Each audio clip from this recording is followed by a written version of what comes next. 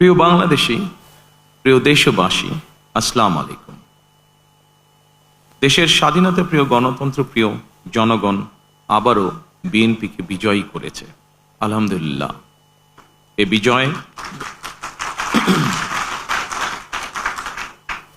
বিজয় বাংলাদেশের, এ বিজয় গণতন্ত্রের, এই বিজয় গণতন্ত্রকামী জনগণের। আজ থেকে আমরা সবাই স্বাধীন। আমি দেশের সকল জনগণকে জানাই আন্তরিক অভিনন্দন। সকল প্রতিবন্ধকতা মোকাবেলা করে আমরা দেশের গণতন্ত্র প্রতিষ্ঠার পথ সুগম করেছি। ফ্যাসিবাদের রেখে যাওয়া ভঙ্গুর অর্থনীতি, অকার্যকর করে দেওয়া সাংবিধানিক এবং বিধিবদ্ধ প্রতিষ্ঠান এবং দুর্বল আইন শৃঙ্খলা পরিস্থিতি, এমন একটি পরিস্থিতির মধ্যে দিয়ে আমরা যাত্রা শুরু করতে যাচ্ছি। আপনাদের স্বতঃস্ফূর্ত অংশগ্রহণের 1.5 দশকেরও বেশি সময় পর দেশে পুনরায় জনগণের সরাসরি ভোটে জনগণের কাছে জবাবদিহিমূলক সংসদ এবং সরকার প্রতিষ্ঠিত হতে যাচ্ছে। আর কোনো অপশক্তি যাতে দেশে ফ্যাসিবাদ কায়েম করতে না পারে, দেশকে তাবেদার রাষ্ট্রে পরিণত করতে না পারে, এজন্য আমরা সকলে ইনশাআল্লাহ ঐক্যবদ্ধ থাকব এবং থাকতে হবে। জামাতে ইসলাম, এনসিপি, ইসলামী আন্দোলন বাংলাদেশ, জমিয়তুল ইসলাম, গণ অধিকার পরিষদ সহ 51টি রাজনৈতিক দল এই নির্বাচনে অংশগ্রহণ করেছিল। জাতীয় নির্বাচনে অংশগ্রহণকারী প্রতিটি রাজনৈতিক দলকেও আন্তরিক অভিনন্দন জানাই। গণতান্ত্রিক রাষ্ট্র এবং রাজনীতিতে রাজনৈতিক দলগুলো মূলত গণতন্ত্রের বাতিঘর। সরকার এবং বিরোধী দল যে যার অবস্থান থেকে দায়িত্বশীল ভূমিকা পালন করলে অবশ্যই দেশে গণতন্ত্র প্রাতিষ্ঠানিক রূপ পাবে বলে আমরা দৃঢ়ভাবে বিশ্বাসী। নির্বাচনে অংশগ্রহণকারী প্রতিটি গণতান্ত্রিক রাজনৈতিক দলগুলোর প্রতি আহ্বান জানাই, দেশ গঠনে আপনাদের চিন্তা ভাবনা আমাদের কাছে অত্যন্ত গুরুত্বপূর্ণ। আমাদের পথ এবং মত ভিন্ন থাকতে পারে, কিন্তু দেশের সাথে আমরা সবাই এক। আমি বিশ্বাস করি জাতীয় ঐক্য আমাদের শক্তি, বিভাজন আমাদের দুর্বলতা। প্রিয় দেশবাসী, জনমনে সৃষ্ট সকল সংশয় কাটিয়ে শেষ পর্যন্ত দেশে শান্তিপূর্ণভাবে একটি অবাধ, সুষ্ঠু এবং নিরপেক্ষ নির্বাচন অনুষ্ঠিত হয়েছে। এজন্য অন্তর্বর্তীকালীন সরকার এবং নির্বাচন কমিশনকে বিশেষ ধন্যবাদ জানাই। জনগণের প্রত্যাশিত এই নির্বাচন অনুষ্ঠানের জন্য গণতন্ত্রের ইতিহাসে আপনাদের অবদান স্মরণীয় হয়ে থাকবে।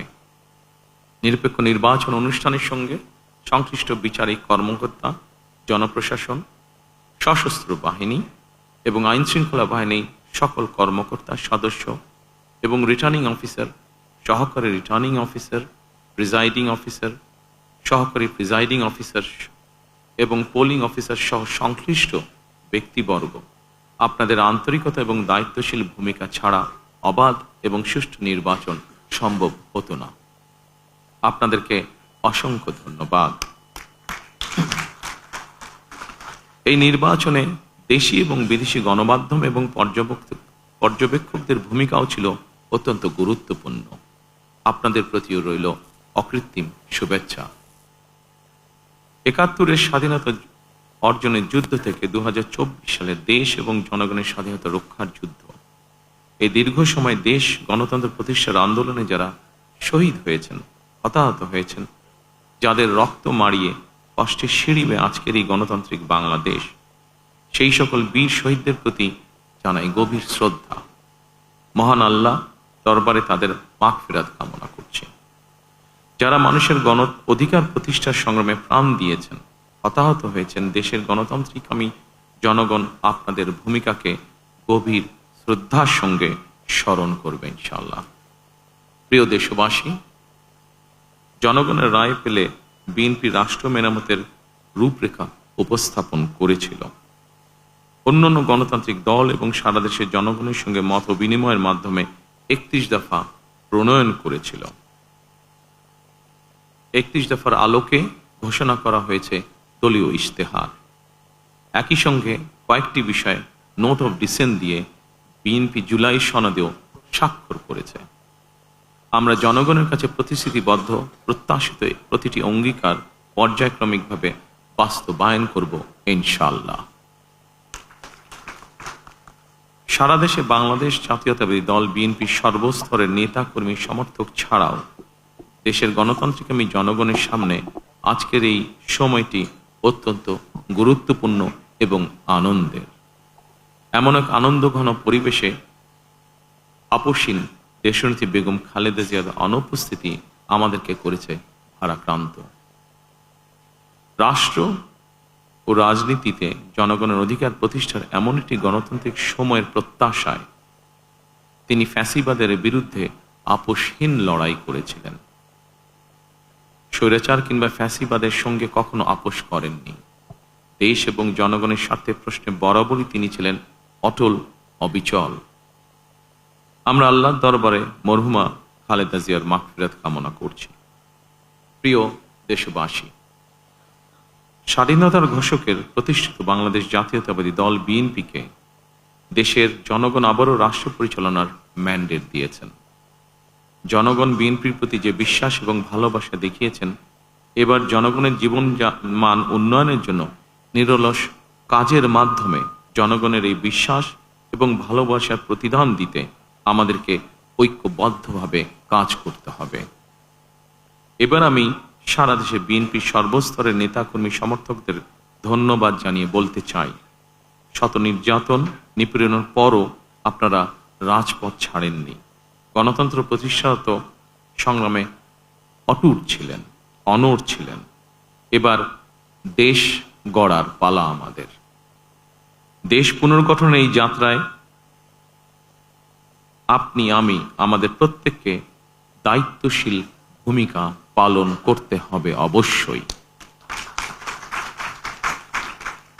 আমরা গণতন্ত্র এবং মানুষের অধিকার প্রতিষ্ঠার এই বিজয়কে শান্তভাবে, শান্তির সাথে, দায়িত্বশীলতার মাধ্যমে উদযাপন করেছি। নির্বাচনোত্তর বাংলাদেশে যাতে কোথাও কোনো অপ্রীতিকর ঘটনা না ঘটে, এই জন্য শত উস্কানির মুখেও আমি সারা বাংলাদেশে বিএনপির সর্বস্তরের নেতাকর্মীদের শান্ত এবং সতর্ক থাকার আহ্বান জানাচ্ছি।